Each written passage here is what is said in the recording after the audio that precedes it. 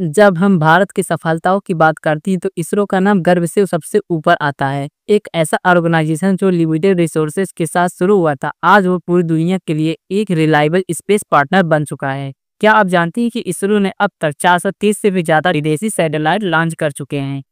ये स्टोरी है एक ऐसे सपने की जो एक छोटे से कमरे में देखा गया था, आज वो सपना सितारों पर पहुंच चुका है। साल था 1969, भारत अभी अभी आजाद हुआ था और देश में हर जगह रिसोर्सेज की कमी थी। ना ज्यादा पैसे थे, ना ही ज्यादा टेक्नोलॉजी थी। लेकिन एक इंसान था जिसने कहा था हम भी स्पेस में जा सकते हैं। उनका नाम था डॉक्टर विक्रम साराभाई।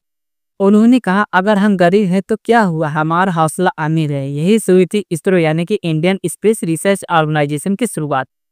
आपको जानकर हैरानी होगी कि इसरो का पहला रॉकेट तिरुवनंतपुरम के पास एक छोटे से चर्च के कमरे में तैयार हुआ था और उसे लॉन्च पैड तक साइकिल पर ले जाया गया। हाँ, आपने सही सुना, साइकिल पर ले जाया गया। बैलगाड़ी पर सैटेलाइट ले जाया गया क्योंकि ट्रक नहीं थे। ना कोई बड़ा लैब, ना कोई स्पेशल टूल, बस जुनून था और देश के लिए कुछ कर गुजरने का जज्बा। वो दौर था जब दुनिया चांद पर कदम रख चुकी थी और भारत अभी सिर्फ शुरुआत कर रहा था। लेकिन हमारे वैज्ञानिक ने हार नहीं मानी। उन्होंने लिमिटेड रिसोर्सेज में बड़े सपने देखे और उन्हें सच भी किया।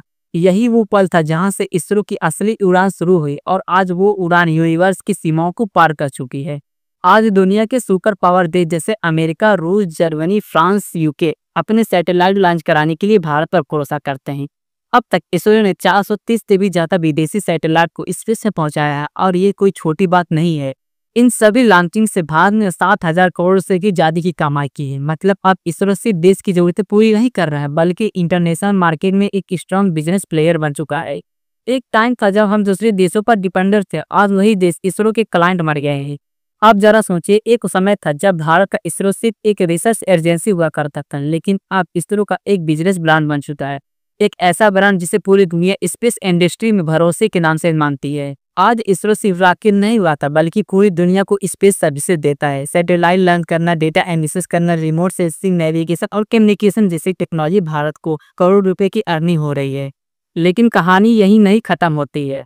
अब भारत में प्राइवेट स्पेस स्टार्टअप भी तेजी से उभर रहे, जैसे स्काई रूट, अवेनेको, कॉस्मोस, पिक्सर और कई और। ये कंपनियां सिंह इसरो के साथ मिलकर छोटे रॉकेट, सैटेलाइट और नई टेक्नोलॉजी पर काम कर रही हैं। यानी अब भारत का स्पेस सिर्फ सरकार तक सीमित नहीं है, ये यूथ का, इनोवेटर्स का और स्टार्टअप्स का भी क्षेत्र बन चुका है। अब हम स्पेस टूरिज्म, सैटेलाइट इंटरटेक और क्लाइमेट मॉनिटरिंग जैसे एडवांस सर्विसेज की ओर बढ़ रहे हैं। सरकार ने की IN स्पेस जैसी प्लान से प्राइवेट कंपनियों को स्पेस सेक्टर में एंट्री की है। स्पेस से एम्प्लॉयमेंट नहीं बढ़ेगा बल्कि भारत का स्पेस सुपर पावर की तरह उभरेगा। मतलब साफ है कि आने वाला टाइम भारत के लिए स्पेस इज बनने जा रहा है, जहां मून और मार्स से इमेजिनेशन नहीं बल्कि हमारी फ्यूचर डेस्टिनेशन होंगे। इसरो अब सिर्फ टेक्नोलॉजी का सिंबल नहीं रहा, ये तो बन गया भारत की सेल्फ डिपेंडेंट और ट्रस्टेड ब्रांड। और ये सब पॉसिबल हुए हमारे साइंटिस्ट की हार्डवर्क, एक्यूरेसी और दुनिया में सबसे सस्ती लेकिन सबसे खुली लॉन्चिंग टेक्नोलॉजी की वजह से। जब एक सैटेलाइट स्पेस से पहुंचता है तो सिर्फ एक मशीन नहीं होती है, वो होती है भारत की क्षमता, उसका आत्मविश्वास और वर्ल्ड के लिए हमारा मैसेज कि हम अब पीछे नहीं है बल्कि सबसे आगे ही। जब बात आती है टेक्नोलॉजी की तो भारत दुनिया को बार बार चौंकाया है और इसरो ने सबसे बड़ा एग्जाम्पल है। हमने अपने लॉन्च व्हीकल PSLV, GSLV खुद डिजाइन किए, खुद बनाए और यहीं से आज इतने ट्रैक्टर हैं कि दुनिया के कई देश अपने सैटेलाइट को लॉन्च कराने के लिए इन्हीं पर निर्भर रहते हैं। लेकिन रुकिए, अभी असली जादू तब हुआ जब इसरो ने सबसे कम बजट में सबसे बड़ी सफलता पाई है।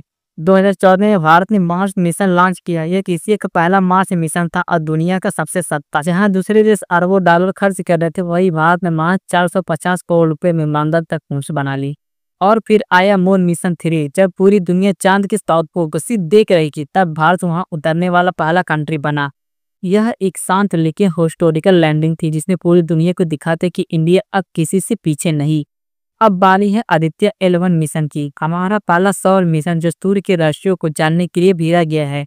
अब हम सिर्फ पृथ्वी तक सीमित नहीं, हम ब्रह्मांड को समझने निकल पड़े। इनकी खास बात यह है कि ये सभी मिशन भारत ने अपनी टेक्नोलॉजी, अपने रिसोर्स और अपने साइंटिस्ट की कैपेबिलिटी से खुद तैयार किए हैं, बिना किसी फॉरेन हेल्प, ना कोई भारी भरकम बजट, ठीक भी सफलता 100% है। यह असली आत्मनिर्भर भारत, जहां हम दूसरों पर डिपेंडेंट नहीं बल्कि खुद एक रास्ता बनाते हैं और बाकी दुनिया उस पर चलना चाहती है। इसमें कि ये सफलता केवल टेक्नोलॉजी नहीं बल्कि संकल्प, मेहनत और दिलभक्ति की कहानी है। हर भारतीय को इस पर गर्व होना चाहिए और यही हमारे युवाओं के लिए प्रेरणा है। अगर इरादा मजबूत तो कोई भी सपना साकार किया जा